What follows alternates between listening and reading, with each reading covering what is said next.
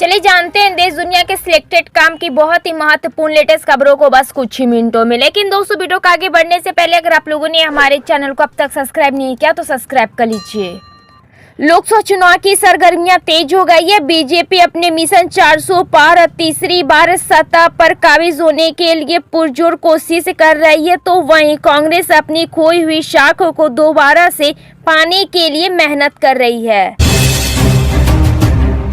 लोकसभा चुनाव से पहले प्रधानमंत्री नरेंद्र मोदी ने उत्तर प्रदेश के अलीगढ़ में एक सार्वजनिक रैली की। पीएम मोदी ने रैली को संबोधित करते हुए समृद्ध भारत के लिए एक मजबूत भ्रष्टाचार मुक्त सरकार के महत्व पर जोर दिया। दुबई में पिछले हफ्ते हुए भारी बारिश के बाद हाहाकार मच गया है। 16 अप्रैल से 17 अप्रैल तक संयुक्त अरब अमीरात के एक बड़े हिस्से में भारी बारिश हुई है। बारिश के कारण दुबई, अबू धाबी जैसे शहरों में अब तक की सबसे भारी बारिश दर्ज की गई है। सुप्रीम कोर्ट ने कहा है कि दिव्यांग बच्चों को देखभाल करने वाली कामकाजी मां को बाल देखभाल अवकाश देने से इंकार करना कार्यबल में महिलाओं की समान भागीदारी सुनिश्चित करने के संवैधानिक कर्तव्य का उल्लंघन है। प्रधानमंत्री नरेंद्र मोदी आज से छत्तीसगढ़ के 2 दिवसीय चुनाव दौरे पर रहेंगे। लोकसभा चुनाव के बीच प्रधानमंत्री पहली बार रायपुर में राष्ट्रीय विश्राम करेंगे। उत्तर प्रदेश की हाई प्रोफाइल सीटों में शुमार कन्नौज की लोकसभा सीट पर सपा उम्मीदवारों को लेकर चल सस्पेंस को समाप्त हो गया। समाजवादी पार्टी की नई लिस्ट में यह साफ हो गया कि पार्टी प्रमुख कन्नौज सीट से चुनाव नहीं लड़ेंगे। यहां से उन्होंने तेज प्रताप यादव को मौका दिया है। हालांकि अभी भी यह सीट यादव परिवार के पास ही है। लोकसभा इलेक्शन 2024 नालंदा दक्षिण लोकसभा सीट पर तृणमूल कांग्रेस टीएमसी की नजर है। इस सीट पर ममता बनर्जी ने लंदन वाला फार्मूला चलाया है।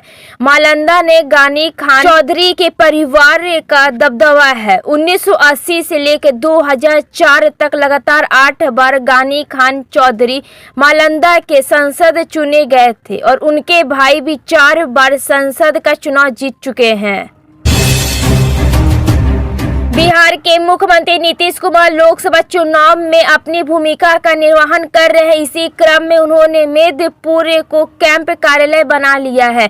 यहां से वे सीमांचल और पूर्व बिहार के सीमाकरण को साधने में जुटे हैं। इसके लिए उन्होंने अपनी पुरानी रणनीति को एक बार फिर से आजमाने का मन बनाया है। बिहार की सियासत में जातीय सीमाकरण का कार्ड तमाम राजनीतिक दल बहुत सोच समझकर खेल रहे हैं और जातीय गोटी ऐसा सेट करने की कोशिश कर रहे हैं कि उसका बड़ा फायदा उनके उम्मीदवारों को मिल सके और इस खेल में उन जातियों का बड़ा दावा खेला जा रहा है, जबकि अहमियत इस चुनाव में बेहद खास हो गई है।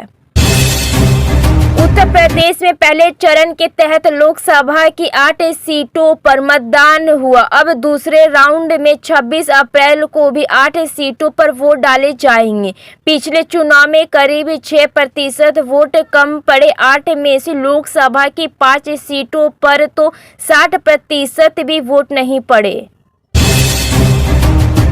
उत्तर प्रदेश के मुख्यमंत्री योगी आदित्यनाथ ने भारतीय राष्ट्रीय कांग्रेस के पूर्व अध्यक्ष और वायनाड से सांसद राहुल गांधी के गरीबी वाले बयान पर टिप्पणी की है। सीएम योगी आदित्यनाथ ने राहुल गांधी के बयान पर कहा कि कांग्रेस 6 दशक से ज्यादा शासन किया और दादी से लेकर पोते ने उसी नारे के सहारे देश की जनता की आंखों में धूल झोंकने का काम किया गया।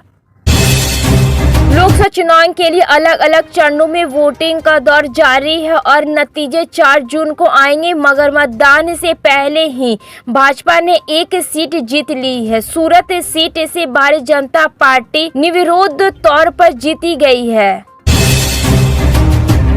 प्रदेश में कभी कांग्रेस के लिए सबसे सुरक्षित सीट माने जाने वाली उदयपुर लोकसभा सीट पर पिछले 1 दशक से बीजेपी का कब्जा है। आजादी के बाद से अब तक इस लोकसभा में कांग्रेस ने 10 बार तो बीजेपी ने कुल 5 बार जीत दर्ज की है। भारतीय जनता पार्टी भाजपा के शीर्ष नेता और प्रधानमंत्री नरेंद्र मोदी लोकसभा चुनाव के दूसरे चरण के रण में पार्टी उम्मीदवारों के समर्थन में जमकर प्रचार कर रहे हैं। नड्डा भाजपा के राष्ट्रीय अध्यक्ष जेपी नड्डा ने कहा कि हमें गर्व है कि हमारी सरकार गरीबों के लिए बैंक खाते खोलती है। कांग्रेस ने कभी इसकी परवाह नहीं की क्योंकि उन्हें केवल वोट बैंक और एक राजवंश के बैंक खातों की परवाह थी। इस बार के लोकसभा में बरेली सीट से भाजपा प्रत्याशी नहीं होने से क्या असर पड़ेगा, जवाब तलाशने के लिए वर्ष 2014 के आंकड़े पर निगाह डालिए।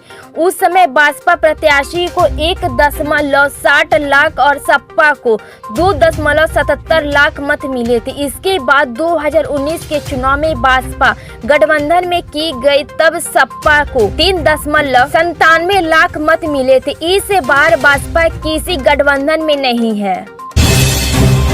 लोकसभा चुनाव के दूसरे चरण के लिए प्रचार अभियान जोरों पर है। सभी दलों के नेता रैलियां कर रही है। इसी क्रम में प्रधानमंत्री नरेंद्र मोदी ने राजस्थान के टोंक में एक जनसभा में कहा कि जब जब हम बटे हैं तब तब देश के दुश्मनों ने फायदा उठाया है। महाराष्ट्र में 5 लोकसभा सीटों पर पहले चरण का मतदान संपन्न हो गया, लेकिन अब दूसरे फेज की वोटिंग से पहले उद्धव ठाकरे के लिए बहुत बड़ी टेंशन खड़ी हो सकती है। सियासी गलियारों में चर्चा है कि उद्धव ठाकरे के करीबी मिलिंद नार्वेकर शिवसेना यूबीटी छोड़ सकते हैं।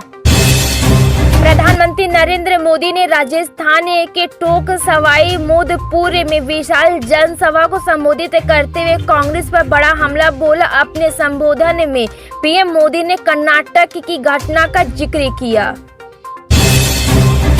लोकसभा चुनाव 2024 में पहले चरण का मतदान 19 अप्रैल को 2024 को पूरा हो चुका है।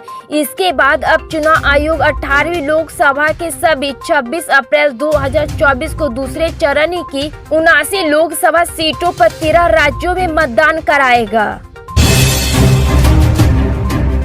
बांसवाड़ा की चुनावी सभा में प्रधानमंत्री नरेंद्र मोदी के कल दिए गए बयान पर पूर्व सीएम अशोक गहलोत की प्रतिक्रिया सामने आई है। सीएम गहलोत ने कहा है कि मुझे समझ नहीं आ रहा है कि प्रधानमंत्री ने कांग्रेस के घोषणा पत्र में ऐसा क्या देख लिया कि वह बेतुकी की बातें कर रहे हैं।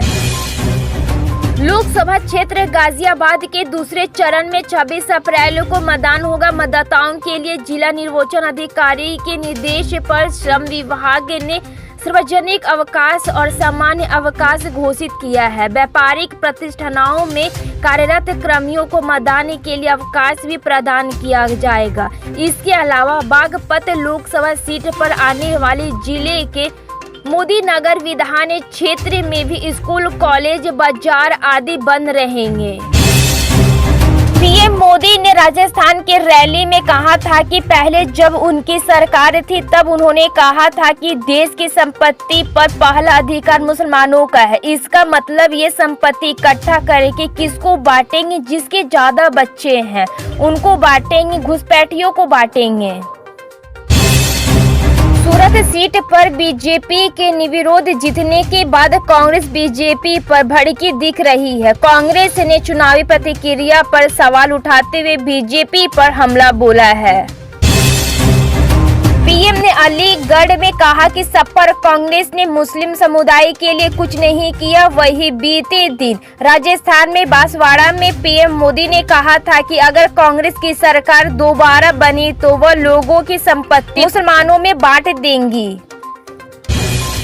पप्पू यादव ने तेजस्वी यादव के एनडीए को वोट देने वाले बयान पर बड़ा पलटवार किया। तेजस्वी को उन्होंने बिच्छू तक कह दिया। पप्पू यादव ने तेजस्वी को नसीहत देते हुए कहा कि उन्हें अपने पिता लालू प्रसाद से सीखना चाहिए।